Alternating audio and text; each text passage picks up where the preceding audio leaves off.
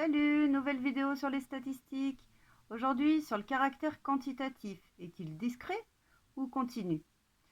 C'est parti, voici ma population. J'ai choisi comme population ces petites pièces en plastique. Et je vais étudier un caractère absolument quantitatif. Vous savez ce que c'est, vous l'avez vu dans une autre vidéo. Je choisis comme caractère quantitatif la hauteur de mes petites pièces en points.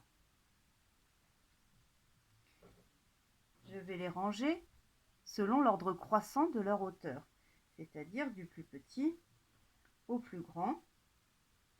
Voilà, hauteur de 2 points pour ceux-ci, jusqu'à une hauteur de 8 points. Et je vais remplir mon tableau. Quelles sont les valeurs possibles du caractère hauteur en points? Les valeurs possibles, c'est 2, 4, ces petites pièces-là, 6, cette pièce-là, 8 pour cette grande pièce-là. Les effectifs correspondants, combien de pièces ont une hauteur de 2? Vous les voyez, elles sont là. Il y en a 5. Combien de pièces ont une hauteur de 4 points? Il y en a 2. C'est ces deux-là. Combien de pièces ont une hauteur de 6? 1, 2, 3, 4 pièces. Et une seule pièce pour une hauteur de 8. On n'oublie pas la case totale. On fait le total. 5 plus 2 plus 4 plus 1. Ça fait 12. Et on vérifie que la population comprenait bien 12 pièces. On a un tableau. On remplace le mot valeur par le nom du caractère, hauteur en points, les résultats possibles avec les effectifs correspondants. Vous voyez que les valeurs possibles du caractère sont peu nombreuses. On dit que le caractère, il est discret. Voyons la différence sur un autre exemple. Je change de caractère et j'étudie maintenant le nombre total de points visibles sur mes pièces. Je vais ranger selon ce caractère dans l'ordre croissant. Je commence par les pièces avec 0 point visible, qui concerne ces pièces-là. Et j'enchaîne avec celles où il y a 2 points visibles, puis 3 points, puis 4 points, 6, 12, 24 et 48 points. Je vais remplir toujours mon petit tableau. Les valeurs possibles avec les effectifs.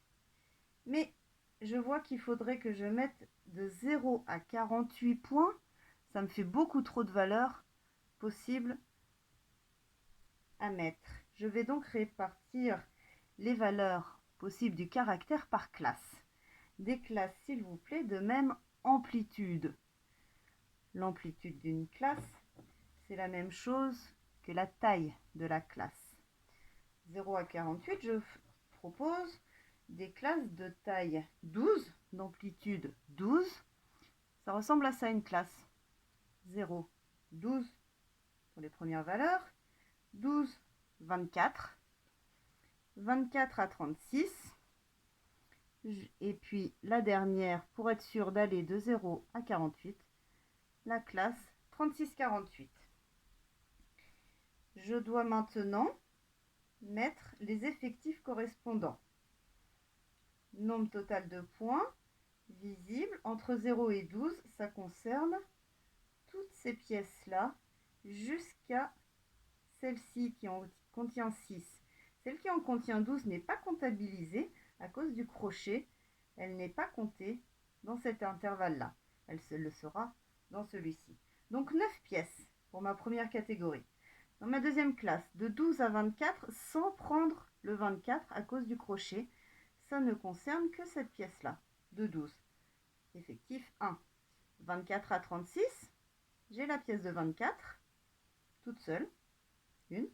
Et de 36 à 48, voyez la forme du crochet. Là, la pièce de 48 points visibles, elle peut être comptabilisée. Et elle y est.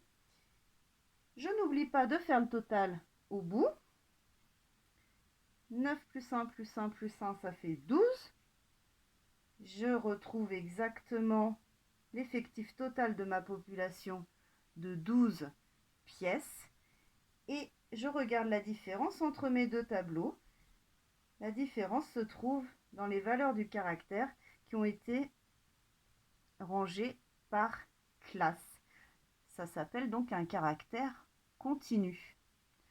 Vous voyez bien la différence entre les deux caractères discrets, quelques valeurs possibles du caractère.